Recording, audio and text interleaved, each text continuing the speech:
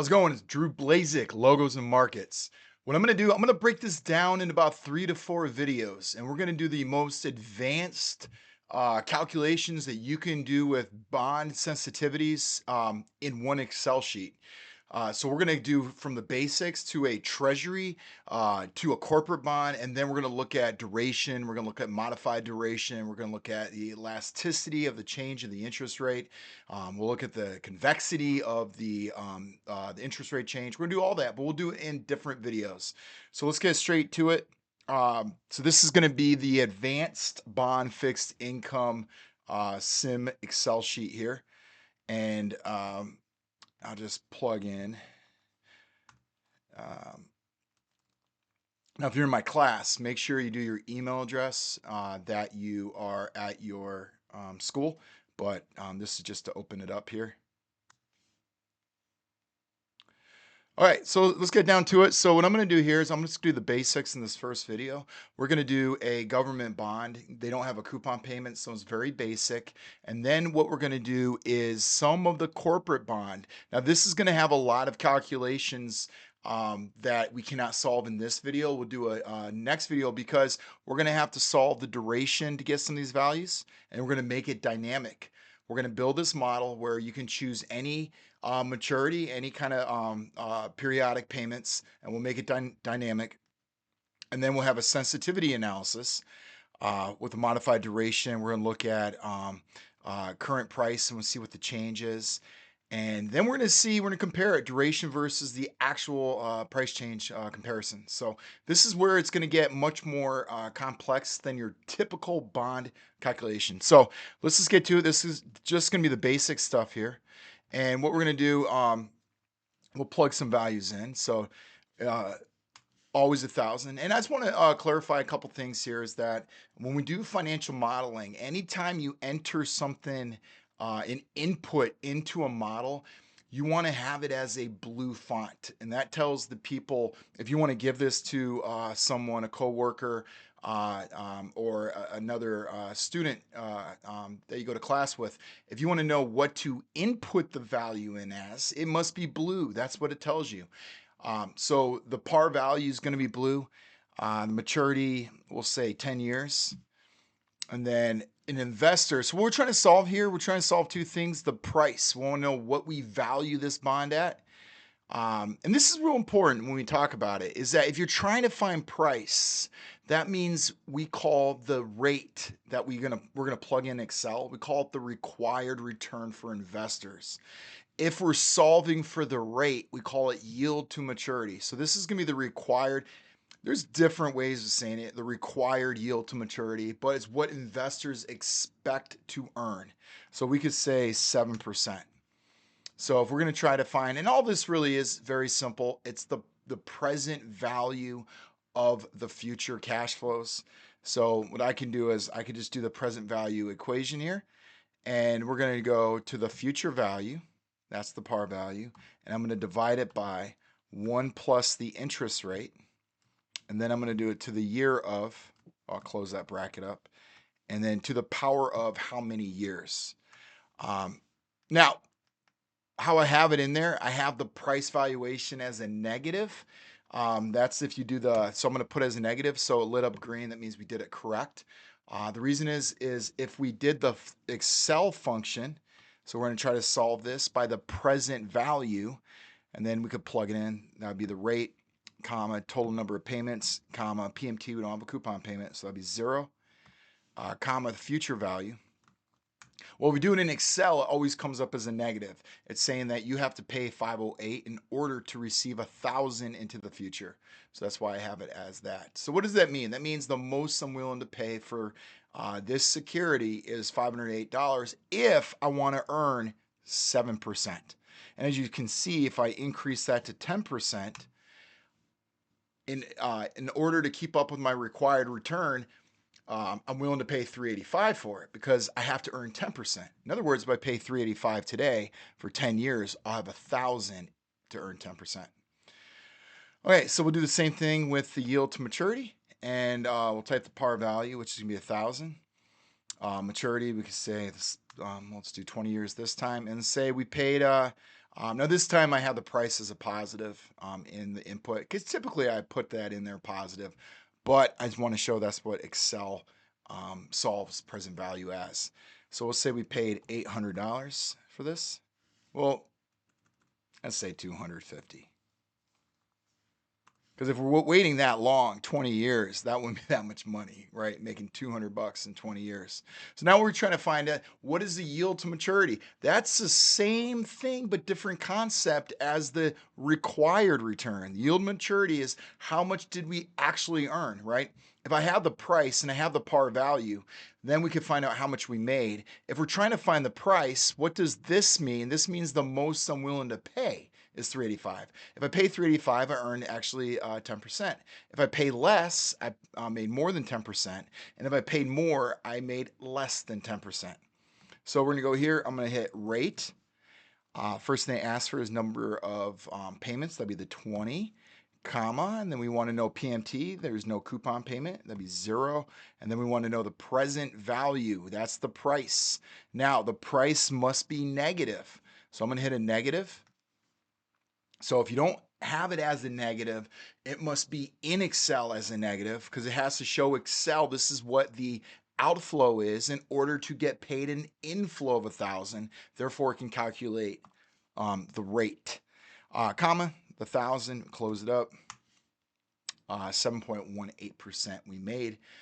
As you can see, I could change this value. And we're going to do sensitivity analysis. Let me just give a few things about this. The longer the maturity is, the large this is important to know about how bonds work. The longer the maturity, so if you have a 20-year bond, the change in the interest rate will have a greater change on price. If you have a shorter bond, a change of the interest rates will not have a change in price as great as a longer maturity. An easy way to think about that is if I had a bond that was going to pay $1,000 a minute from now, well, how much is that contract worth? If you're going to buy it, it will be worth very close to 1,000 because in a minute we're going to get 1,000. And if the interest rates change from 3%, 4% to 100%, it's not going to change the value of that bond because I'm going to receive it in a minute. But if I don't get that 1,000 until 10 years, that means it's going to be worth it's going to have a much greater change on that. So just want to make sure we understand that. And then last thing I want to leave with before we get to the corporate bonds is that there's two kind of risks involved with either a shorter term security, say a 1 year or a 20 year. You got interest rate risk. Interest rate risk affects longer maturities, like I just mentioned. However, you could do the longer maturity and you could say, you know what, I don't want the interest rate risk. So I'm going to buy 1 year securities and keep on reinvestment. Well, that's called reinvestment risk, is because you don't know what's going to happen a year from now. If you chose a 20-year bond, you're guaranteed that interest rate, which the interest rate will have a big impact on the valuation as you go forward. However, if you decided to go year to year to year to year, that's reinvestment risk. All right, let's go to the corporate bond. And I'm not going to solve everything here because we have to solve more complex things. But let's plug some values in real quick. So let's plug in a par value. All right, so we're going to go, hold on, so make sure I have everything there. Okay. All right, so we'll plug in a par value. Again, that's going to be blue because that's an input. Maturity, we could say, is 20. Now it's going to ask for periodic payments. Now, what does that mean? That means if there's a interest payment, an interest payment is a coupon payment. A coupon payment means, is the bond going to pay you extra on top of the $1,000? So I'm going to get the 1,000 no matter what. A coupon payment means there's going to be extra. So we want to know how often, if there is a coupon payment, how often is it paid? We're going to say it's semi-annual, 2 times.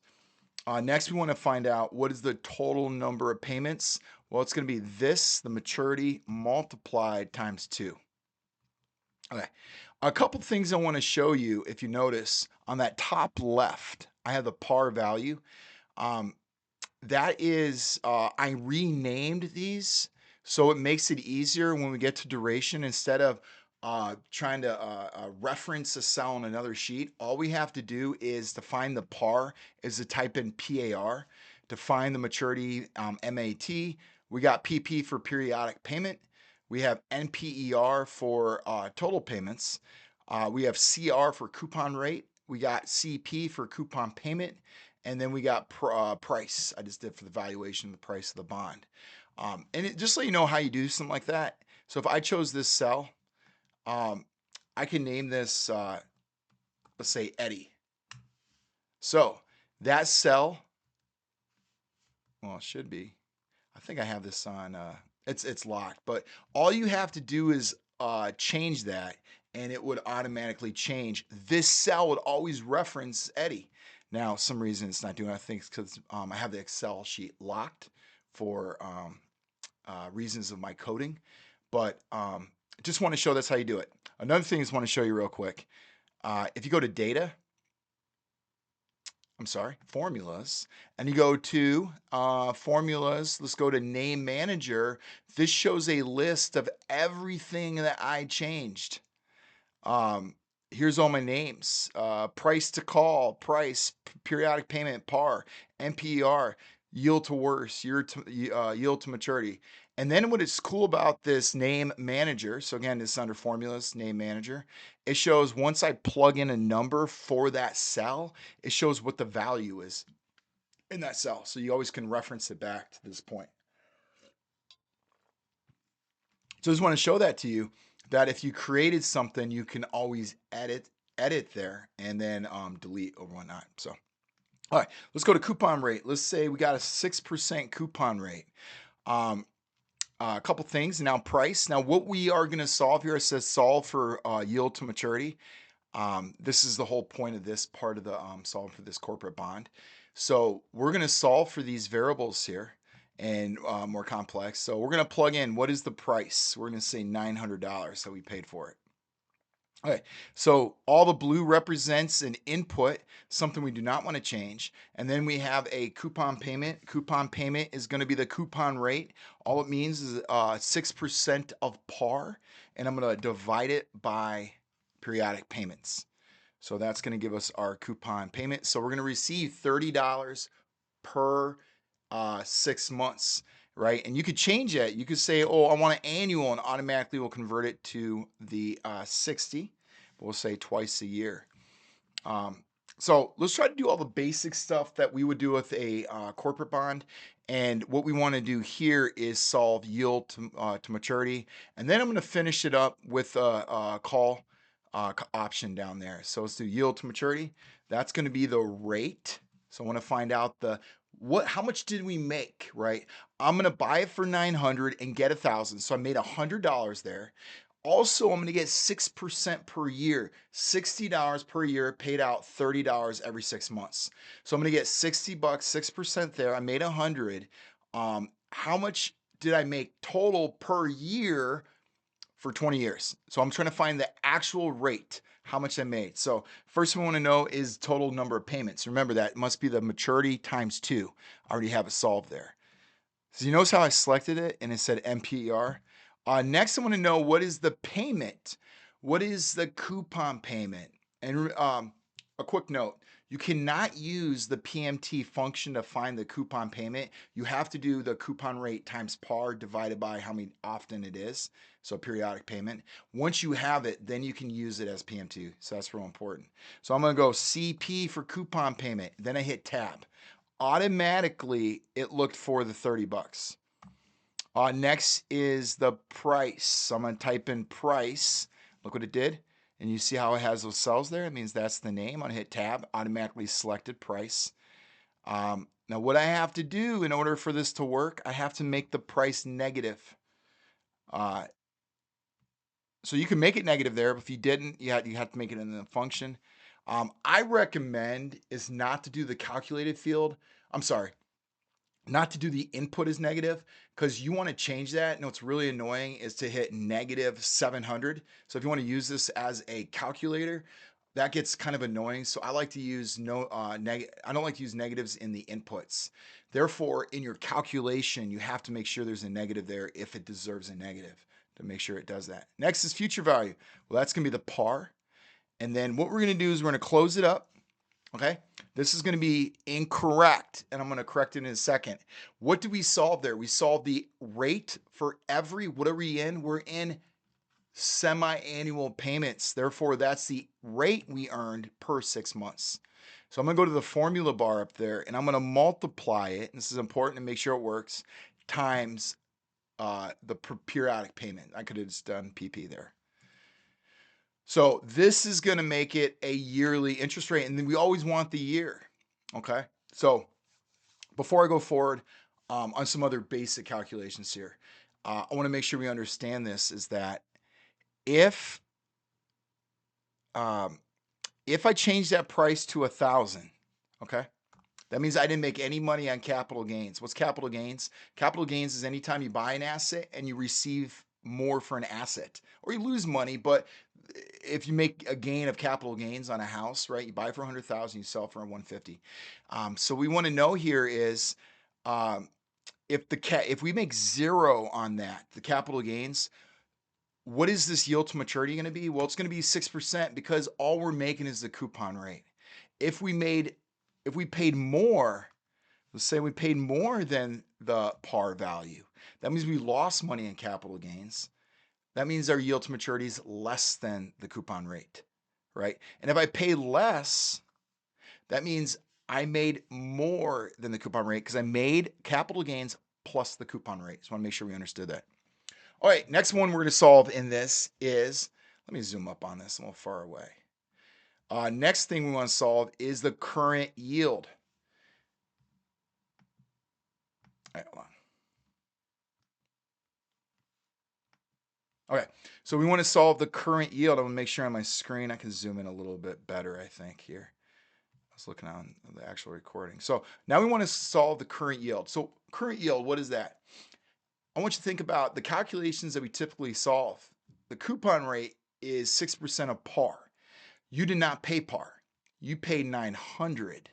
So current yield is how much are we making from coupon payments per year off our investment, right? So the coupon rate, and this is where a lot of people get mixed up on, coupon rate is 6% of par, but I paid 800. For example, what if I paid 900? What if I paid 800?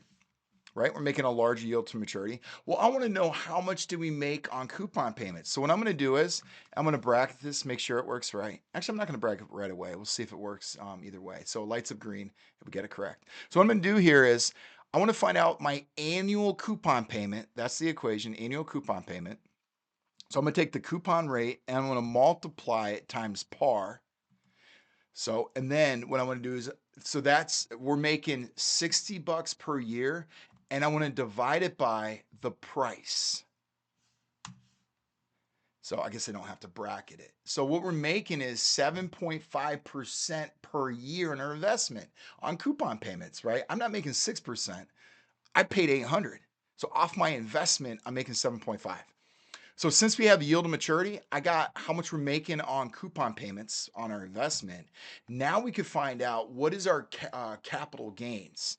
So yield to maturity equals, I wish I had the PowerPoint here. I might put it up for the duration equations, or you could look it up, the equation for duration and the modified duration and the elasticity. But on this, what we're trying to do is the yield to maturity, that's the total return you made.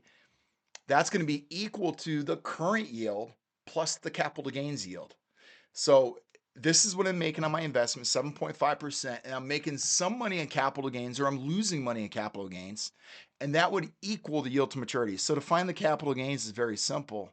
Well, it's going to be the difference. So capital gains is going to be the yield to maturity minus the current yield.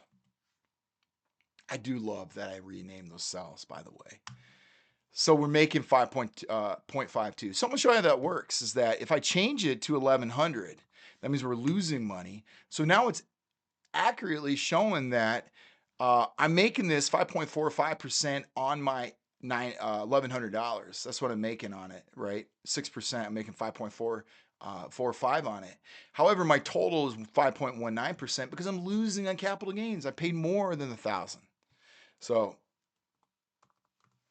all right, so we got pretty much everything I wanted to cover other than call option. We're going to do that in this video as well. So this video is probably going to be longer than the other videos, but the other videos are going to definitely be more complex.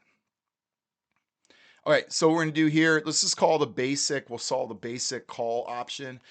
So there's two things with bonds, and they're always built in the price that if there this option in there, either the one who's buying the security or the one who's issuing the security is gonna have to pay extra to have this option in there. So if there's a put option, it gives the right of you and me, if we bought a security from Walmart, we could sell it back to Walmart for a certain price. That's called a put option in there. A call option for bonds is where Walmart can end it. So I really want you to think about why would they do that? Walmart would want to end a, let's say you're in 20 years, and let's say years to call is 5. That means you can call it. That means Walmart can end it in 5 years. Why would they end it? Well, it would have to do with interest rates. Whatever's going on, not this interest rate. It's what's going on in the market. So if interest rates are dropping, it means debt becomes cheaper. They may want to have that in there if they're worried about that, where they can end the contract with you in order to uh, issue new debt at a lower interest rate. So a put option would be in there. If interest rates go up, I want to end that contract with Walmart as someone who bought their security, right? I'm going to end it, and therefore I want to buy debt with higher interest rates. So you want to see how that works.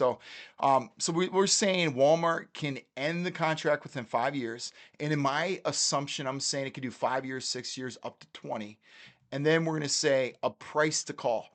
This is the premium for me to sign off on this. If I'm going to buy this debt and they're like, well, we want to call it in 5 years, depending on interest rates. Well, I want you to pay me 1,100 at the end of that 5 years.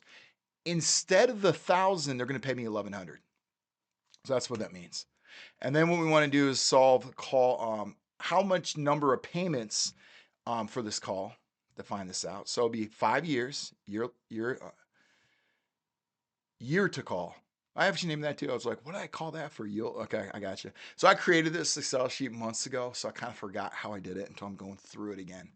I'm going to multiply it times the periodic payments, and that's going to give me 10 total number of payments. So now what we can do here is solve our yield to call.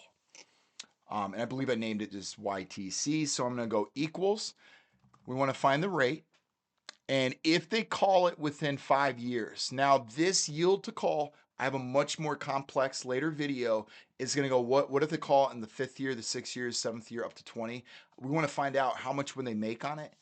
Or I'm sorry, how much I would make. So you'll find out exactly what the rate is. So what we're going to do here is we want to find the total number of payments. It's right there. Next is the coupon payment. Next is the price. Now you have to think about what's the price. Well, the price did not change. It's this. It's the price we paid, right? That did not change. I bought it for $800, and they're going to pay me $1,100 if they call it in the 5th year. So then what I'm going to do is we're going to have to make sure you put a negative. Well, let me just show you if I don't do a negative, so you'll know what happens. So we do price, and the next, what's the future value? I make this mistake. I'll do it in class. I'm just kind of going through it really quick, and it kind of like I'm not really thinking about it. But the price, I'm sorry, the future value is not the par value anymore. They're not giving that to you. They're giving you this. It becomes the price to call. The price to call becomes the actual price. We're going to close it up. Now it's an error is because I don't have the negative on the price because it doesn't make sense. How are you making a rate off of all inflows? So you have to say I'm paying the price of 800 and I'm going to make a certain rate. One thing I love about Sim Excel sheets, I made a mistake. I wasn't thinking. And the mistake I made is that's the interest rate per 6 months. So I must multiply that to find out the yearly interest rate. So if they bought it back, so let's kind of make it a little lower. It might be kind of high. Well, they call it back at 1,050. And the reason why you're making so much money is because of this coupon payment. If I lower it, that dramatically 3% lowers that to 8.85. So it's because you're ending it sooner. I get that 6% per year, plus I make that 1,050. The price is pretty low. And you can play around with it. You can see how it changes, but that is the yield to call.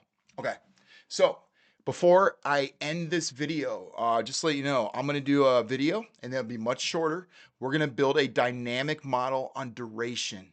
And I want this model to accurately calculate if we change maturity from 5 years to 12. I want to calculate whatever you enter here, it's going to calculate the duration for you. We're going to plug that in right here. We're going to also call something that there's one investing book I've ever taught from that talked about yield to worst. And where did I get this from was one of my students. I asked them, could you go back to your dad and ask about a calculation you do, because he's an investor. And he said yield to worst is one of them that he looks at. Now, what is yield to worst? And we're going to do that. Yield to worst is if you have all these options involved. You have a call option, we got the yield to maturity. Whatever happens, what is the lowest, the worst yield you could get depending on what Walmart does? So if they call it in the 6th year, the 7th year, they don't call it. Let's say it goes all the 20th year. I want to know what is my lowest. And then also we're going to solve with that, the yield to worst. In what year, and we want this a dynamic model, did it happen? So we want to find all that. And then also sensitivity analysis. We'll do a separate video on that. And then we'll do a separate video on the yield to call, yield to worst. And that it must be a dynamic model. I'll show you how to do it. And then here's the grade. Just kind of shows how we're solving, how you're doing. So we did the Treasury bill. We only did 17% of the corporate bond on it. And then one thing I wanted to end this video with was, which I love, if you guys ever seen a textbook that talks about convexity, I'm going to show where does it come from.